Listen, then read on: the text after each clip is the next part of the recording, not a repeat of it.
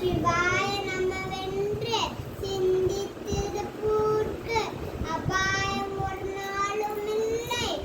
உபாயம் இதுவே மதியாகும். அல்லாதவெல்லாம் விதியே மதியாய்விடும். திருவையாறு தஞ்சாவூர் பக்கத்துல இருக்க ஒரு அழகான ஊர். காவிரி யாரும் பாயும் ஒரு வளமான ஊரு. அந்த ஊர்ல சிவானி, அதிரா, சேந்தரா 3 தோழிகளும் இருந்தாங்களாம். சிவானி புதுசா வந்த ஒரு தோழியா. அவங்க எல்லாருமே 5ஆம் வகுப்பு முடிச்சிட்டு 6ஆம் வகுப்பு சேர்ந்தாங்களாம். அவங்களோட புது பள்ளிக்கூடம் வீட்டுக்கு பக்கத்திலே இருக்கிறதுனால 3 பேருமே நடந்தே போலான்னு முடிவு பண்ணிட்டாங்களாம். அதுக்கு அவங்களோட பெற்றோர்களும் சம்மதம் சொல்லிட்டாங்களாம்.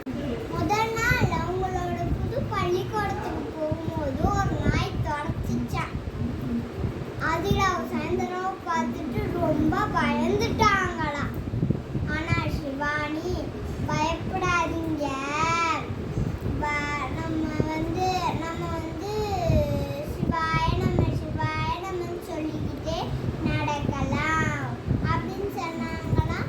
சிவாய நமன்னு எல்லாருமே சொல்லிக்கிட்டு நடந்தாங்களா. அந்த நாய் ஒண்ணுமே பண்ணாம ஓரமா போய் உட்காந்துக்கிச்சான். இன்னொரு நாள் காலையில அவங்க பள்ளிக்கூடத்துக்கு கிளம்ப தாமதமாயிடுச்சான். அதில் சாயந்தரம் வாங்க சீக்கிரம் ஓடலாம், இல்லைன்னா இங்க கதை பூட்டிடுவாங்க, நம்ம வெளியிலே தான் நிற்கணும் அப்படின்னு சொன்னாங்க. சிவானி, நம்ம ஓட வேண்டாம், ஓடுனா விழுந்துருவோம், நம்ம சிவாய நம்மன்னு சொல்லிக்கிட்டே வேகமா நடக்கலாம் அப்படின்னு சொன்னாங்க. சரின்னு எல்லாருமே சிவாய நம்மன்னு சொல்லிக்கிட்டு வேகமா நடந்தாங்கன்னா அவங்க உள்ள போனதே தான் கதவை பள்ளிக்கூட கதவை பூட்டுனாங்களாம். இன்னும் கொஞ்ச நாள் கழிச்சு காலாண்டு தேர்வு வந்துச்சான். அதிராவும் சேந்தராவும் ரொம்ப பதட்டமா படிச்சுக்கிட்டே இருந்தாங்களாம். ஆனா சிவானி அமைதியா படிச்சாலாம். அதிராவும் சேந்தராவும் கேட்கறாங்க, நீ மட்டும் எப்படி அமைதியா படிக்கிற? சிவானி சொன்னாலாம், எங்க வீட்டுல எங்க அப்பா தினமும் தூங்கும்போது எனக்கு நல்ல நல்ல கதைகளா சொல்லுவாங்க.